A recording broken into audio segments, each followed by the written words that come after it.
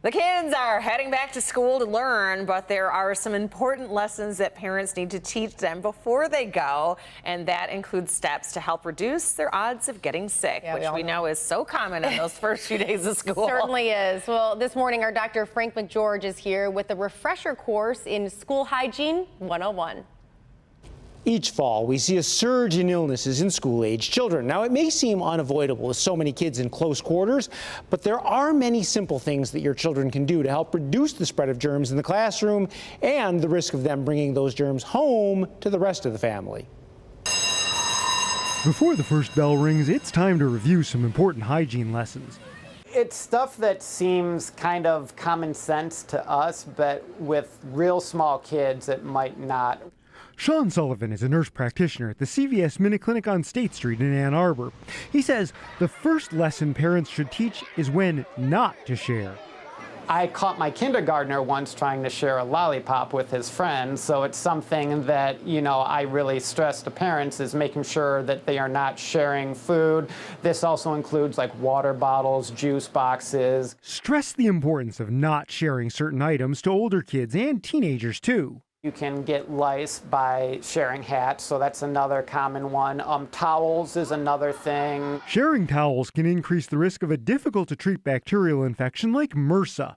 Lesson number 2, wash your hands, especially before eating, after using the bathroom, and when they come home from school. Hand washing, hand washing, hand washing. That is the big one, and the CDC recommends that they do it for at least 20 seconds. That's about how long it takes to sing the happy birthday song twice.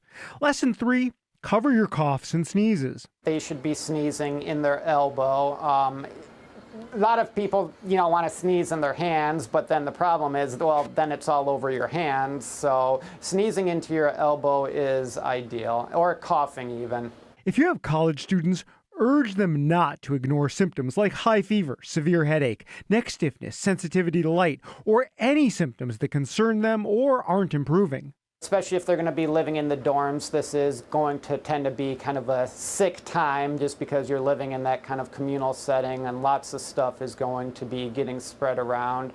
But, when in doubt, have them get it checked out. Finally, make sure students of all ages get a flu shot. It'll reduce their risk and their ability to spread the flu to others. Even if the kid is healthy, it's going to reduce the chances to other family members that might not be as healthy. And then, there is those unfortunate cases where healthy kids with no other medical conditions end up in the ICU with the flu. Now, here's an extra credit assignment for parents. Work out a plan now for when your child is sick and needs to stay home. I know it's tough for parents to miss work, but keeping sick kids home not only helps them recover more quickly, but also reduces the risk of spreading that illness to other students and teachers. If you're an employer, you can help by being supportive of parents who need to keep a sick child home. Ultimately, it keeps everyone a little healthier.